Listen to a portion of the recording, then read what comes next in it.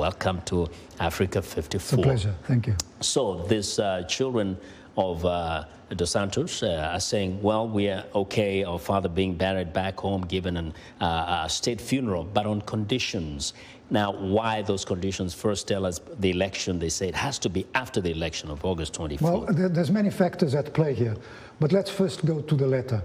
It's still a bit confusing because initially it was said that the letter stated that they wanted amnesty because there's a daughter, at least one daughter, which is Isabel dos Santos, the richest woman in Africa, who's being investigated.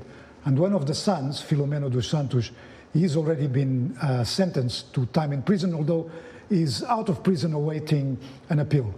But so initially what it was said is that the letter asked for an amnesty.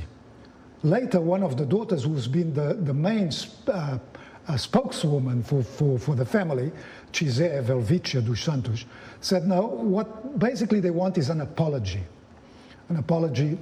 at the National Assembly. Yeah. Well, the Attorney General's office and the Presidential office have said that that's out of the question. Mm-hmm. The Attorney General office doesn't negotiate amnesties over the body of a president. Yeah. So that's the present, the situation at the moment. Now, the other point here is that the Spanish courts face a very, very difficult situation because the Spanish courts have said that they will hand the body to the family, quote unquote, when it's finally decided that there was no foul play in the death of the president.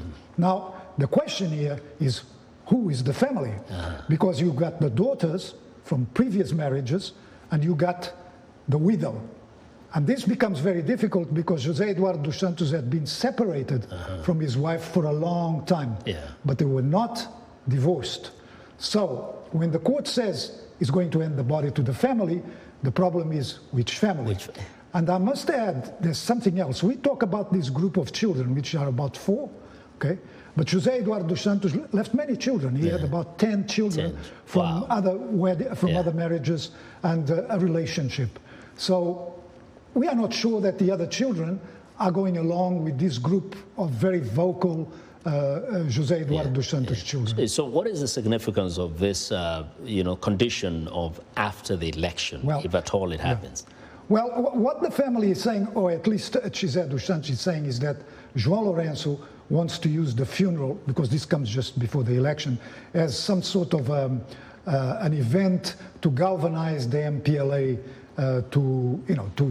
before the elections.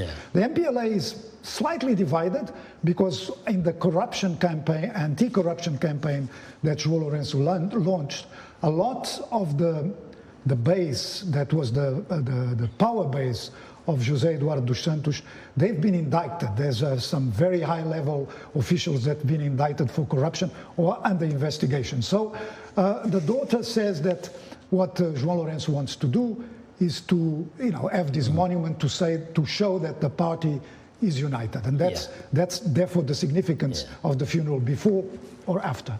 Very fascinating. So we wait and see if indeed they will come to an agreement.